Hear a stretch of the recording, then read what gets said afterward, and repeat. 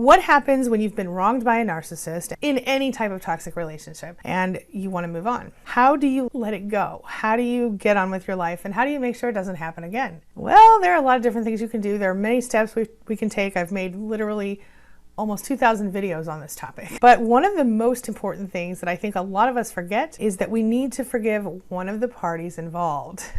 And you know who that is. I'm not talking about the narcissist here. I'm talking about you. One of our fellow survivors, Michelle, left a comment that led me to this topic today. She wanted to know how to begin to forgive myself for allowing decades of abuse. I get it.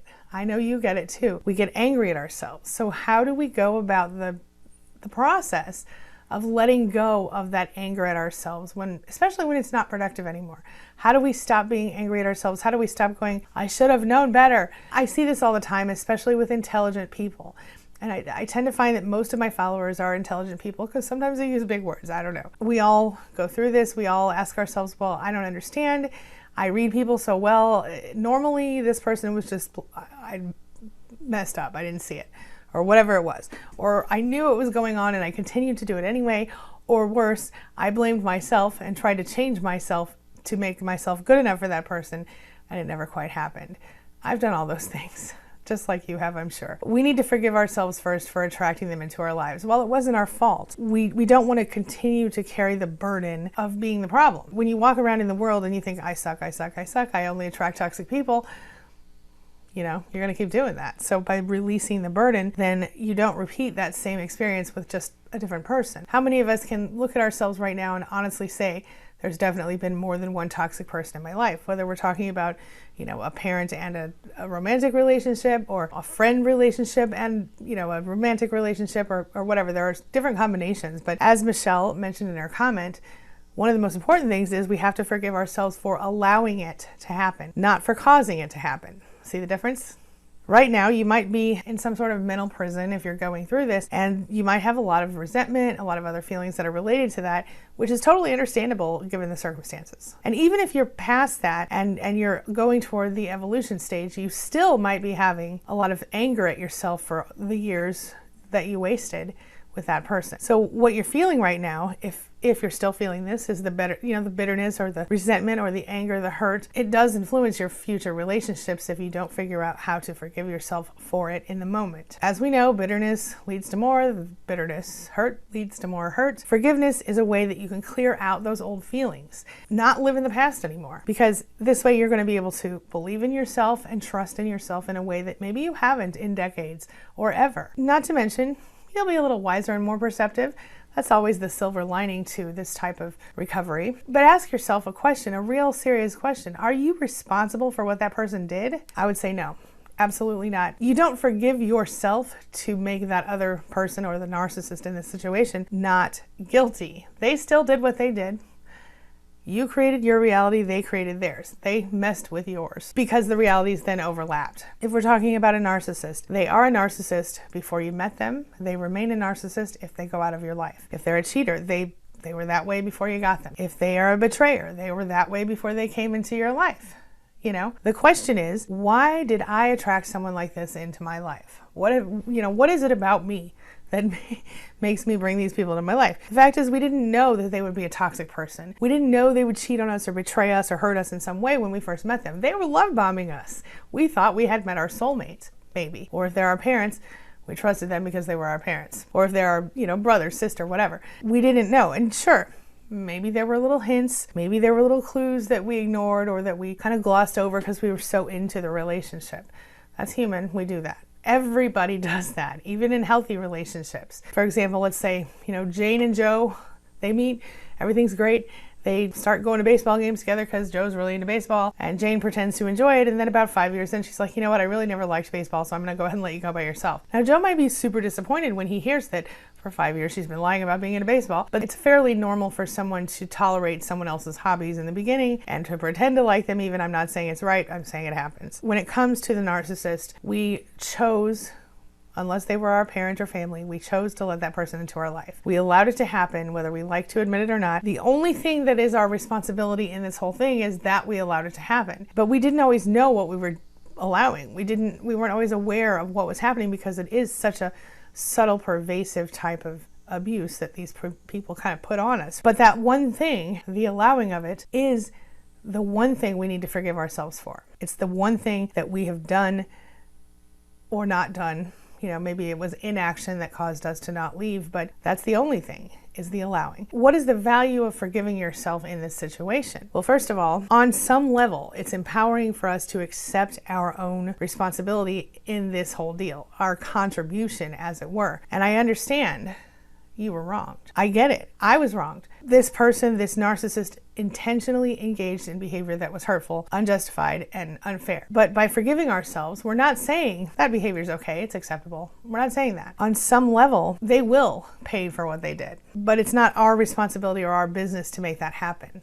You could call it karma, you could call it the universe, you could call it the golden rule, whatever. But it's not our business to get revenge. It's not our business to have anything else to do with that person when we pull away from them.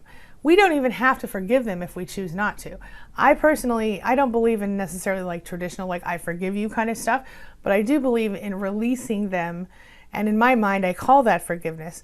But I do believe in releasing the need to hold on to anger related to that person and what they did. But that's not something that everybody's ready to do right away. Once you have gotten past the part where the anger is helpful and useful in helping you to propel forward, then yes, you want to release the anger toward that person.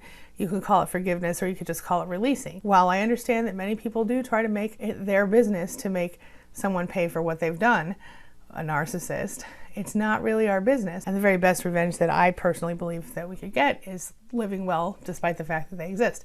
Not to spite, despite, as though they don't exist for us. Really, because you're removing all supply from them and you're showing them that you can fly higher without them. But as I mentioned, we are going to be a lot more productive by dealing with our side of this stuff, our contribution to what has happened to us. We can't worry about theirs so much. Just know that, they'll get theirs, but look at the damage that you're doing to yourself by not forgiving yourself. Maybe you don't believe in yourself anymore, or maybe you don't trust yourself to make good decisions, or you can't make a freaking decision to save your life. Maybe your self-confidence is lacking, a little lower than lacking. Maybe you're carrying around a ton of emotional pain, which, as we all know, can sometimes manifest its way into physical pain as well. Our health can be affected by this. So many other issues have come up for you since you've been wronged by this person. But forgiving yourself can heal the damage that was caused by that narcissist in your life. Because again, even though it's not your fault, it helps you to feel empowered if you can go, okay, well, my part in this was I allowed it to happen for as long as I did. And then you can release it. I know one thing that happened to me when I was going through my toxic relationships is I went through this, well, it must be my fault process. I'm sure we all did. And I started to read, how can I change myself? How can I be better? And I started to take action and make myself better.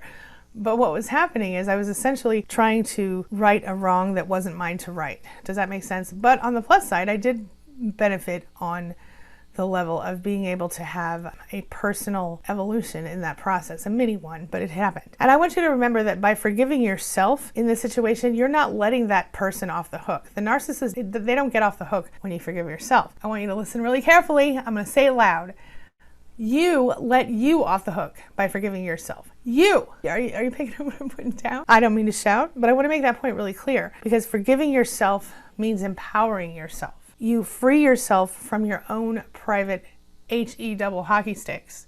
Forgiving yourself is a strength that empowers you. And by not forgiving yourself, you are not honoring or respecting yourself, because you're saying that you don't matter. And haven't we all had enough of not mattering? Don't we all deserve to matter to ourselves at the very least? Forgiveness creates freedom.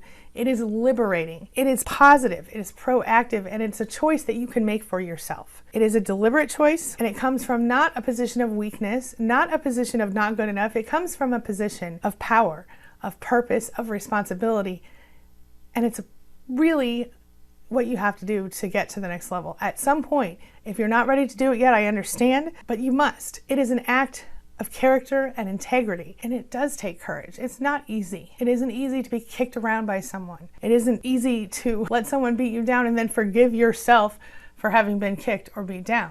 We're like, well, I didn't do this. It's not me. It's that person who did it. They're the ones who are responsible for this behavior. They're the bad ones. And that's the truth. No doubt about it. But we allowed it to happen. That's the only bit of responsibility we have here. Finding our own contribution to being kicked is like finding a foothold to greater power and greater strength. And that, again, is taking back your power. It's taking back your rights. It's choosing to take that next step in evolution. You become more if you forgive yourself for being wronged. Does that make sense? It takes enormous courage to let go of the blame that you're placing all over yourself right now. We seek strength in blame for some reason. We anchor to it. And the thing is, in some ways, we're justified to blame the narcissist. In all the ways, let's be honest, not in some ways. They did it. We really were wronged. I think anyone with even an ounce of empathy in their soul would see this and would acknowledge that we were wronged. It's really clear and obvious to most people or anyone who has ever experienced this type of abuse. Go beyond the obvious stuff. If blame really did solve problems, my gosh, what a wonderful world we would live in today. Blame doesn't solve problems, though. It just sort of locks them in place so that you can't release them. They stay stuck to you, like glue or something. The trap is you are justified in blaming. But if you continue to blame, then those painful feelings stay stuck to you. You can't grow, you can't stretch, you can't reach for more in your life if you're constantly blaming. It's like putting your feelings in the freezer, because then you have to go carry the freaking freezer with you everywhere you go, man. It's no good. Blame is like being seduced by someone who is just amazingly gorgeous to you and they have a hidden agenda. You think they really are into you. All they want is your money or your time or your whatever it is they're trying to go after. If you know their game, though, you can resist. You can be like, well, yeah, you're hot and everything, but I'm just not into having my money taken. This is just a metaphor, right? If you just let it be what it is and you kind of just be like, it's cool. I'm kind of into you anyway. It's cool. Then you're going to get taken. You think blame is your friend, but really all it wants is your power. So you give up your power to blame. I know it doesn't seem that way because we always get a cheap hit of power when we throw the blame game out there. It feels kind of good sometimes when somebody goes, yep, you're right, it's all their fault. And let me just tell you, it is all their fault, but that's irrelevant when we're coming to personal evolution. Once you're away from that person, it doesn't matter anymore, as long as you keep yourself safe. It's like spending on credit. There's no problem until the payment comes due. But to me, the biggest benefit of having forgiven myself for being wronged by the narcissist is that it helps make sure it doesn't happen again. I went through too many times of being stuck in my own personal HE double hockey sticks. I kept blaming myself and beating myself up and not letting go of those feelings of inadequacy and shame that were just permeating in my life. I have personally suffered enough.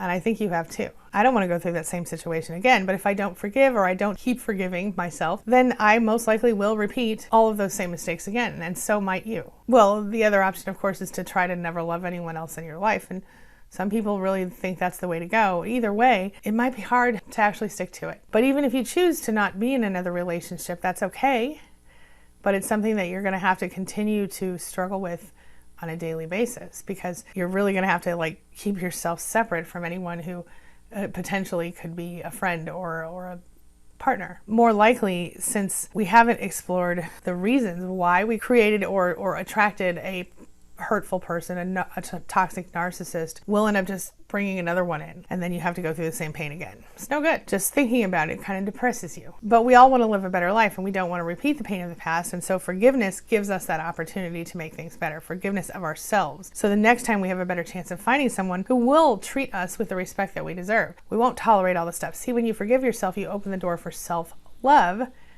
and when you love or even like yourself a little bit, you are much more capable of putting boundaries into place and standing behind them and not worrying that, well, this might be my last chance at love or whatever it is that you're worried about. Because you respected yourself enough to forgive yourself for what the narcissist did.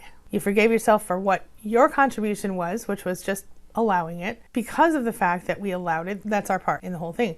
Technically, we're not spectators in our own lives, even though many of us probably felt that way in the depth of the relationship. We're not helpless victims. We had some hand in creating what happened, even though mostly that was just in being passive and not actively stopping it or actively removing ourselves from the situation. But again, you can't beat yourself up for that, because most of us didn't know what we were going through until we figured it out. Right? And that's part of why I do what I do here. If we didn't cause it, we just allowed it. When we allow someone else to hurt us, we can either live in that hurt and that pain and just keep festering, or we can forgive ourselves and turn it into something positive by changing ourselves for the better. And the way to change it is by recognizing what happened, feeling the impact of what happened, and forgiving ourselves for why we let it happen in our lives. That's it. We know why it happened in many cases because we started out in toxic families and we grew into people who felt normal around toxic people. Not every situation is that way, but that's where many of us started off. And later, if you choose to forgive the narcissist, okay, but always forgive yourself first. And you may not choose to forgive the narcissist. You may choose to just release them once you've healed yourself. As an acknowledgement to yourself that you were in charge of your life, you were the most important person in your life, whether, I know a lot of us think it's our children, but it has to be us first. We have to wear our own oxygen mask, right? And that's in reference to the plane thing where they tell you in airplanes to put your own oxygen mask on first. But as an acknowledgement to ourselves that we are in charge of our lives, not them, we must forgive ourselves first. Why didn't they go ruin someone else's life instead of your life or my life? We don't necessarily get to know that. We can come up with our assumptions, and we can tell you that toxic families, blah, blah, blah. We can tell you that we're too forgiving, we're people pleasers, we're pushovers, we're just empaths who care too much. All those things might be true. In the end, what matters is that we let them in, they betrayed us, and now we are left to pick up the pieces. And pick them up we will. You can pick up those pieces. You can be a winner. You can take that sucker punch to your gut, and you can become a better person for it. Not a bitter, beaten loser, but an amazing, more positive, shiny, radiant version of yourself. You can take the pain that narcissist tried to dump on you, and you can use it to become strong and powerful AF. In all likelihood, that person's going to continue to be who they are. That's irrelevant to you. That's almost a reason to feel sorry for them because they can't evolve and change like you can. Their personality disorder might prevent that. But maybe someday, if you choose to forgive them, okay, but that doesn't mean that you let them back in your life. That means you're forgiving yourself first and you're moving on. Remember the saying, living well is the best revenge. Forgiveness can be that first step in living well. Self-forgiveness, my friend. Sit down and write yourself a letter as though you were writing it to someone else who you love or care about unconditionally. Maybe this is your child or your pet or your best friend or someone else in your life, but just imagine that that person has experienced what you have and you are writing them a letter to forgive them. Think about what happened. Think about your own emotions. Think about your own feelings around this issue. Kind of meditate on it for a little while. Write down why you feel guilty, why you feel angry at yourself, and how much of that is really your responsibility. Be honest with yourself. Write down what you wish you had done, what you wish you had said, how you wish it should have gone, or what you think you should have done instead of what you did. And then write down what you actually did. And then take time to analyze that situation. Set it aside for a couple hours or a couple days, and then go back and write down, I forgive myself for allowing this abuse to happen, for continuing to allow it to happen if you don't want to start off with allowing, because none of us really meant to allow it, did we? Forgive yourself especially for not knowing what you didn't know when you didn't know it. That's a big important thing. Take the time to analyze the situation. Then bury the letter outside under your favorite tree. And the reason I say bury it is because when you bury something, if you were thinking about symbolism, burying something in the earth would allow that thing to grow and flourish better, symbolically. Planting your seeds of forgiveness. I like the symbolism behind that. Maybe you even want to throw a little flower on top of it just to make it extra pretty and symbolic. Or if you're not into that kind of stuff, just tuck it in your journal or a drawer and know that it's done. Consciously and intentionally forgive yourself. Say out loud, I forgive myself for allowing this to happen for as long as I did, and I go forward in light and love. So say it with me. I forgive myself for allowing this to happen for as long as it did, and I go forward in light and love. This sort of ceremonial forgiveness of self, it can be an excellent way to start the real process of forgiving yourself deep at a core soul level. Once you start the process with a ceremony like that, it can be a powerful shift for you that can start you on the process to serious recovery and evolution beyond narcissistic abuse and beyond what probably your average human will ever achieve. So there's your silver lining. What do you think about all this? Share your thoughts, ideas, and experiences in the comments below, and let's talk about it. As always, thank you so much for being a part of my day and a part of my life. And hey, thanks for letting me be a part of yours. It really does mean a lot to me. Now, before I go, make sure you take a look at the videos I'm leaving for you here and there.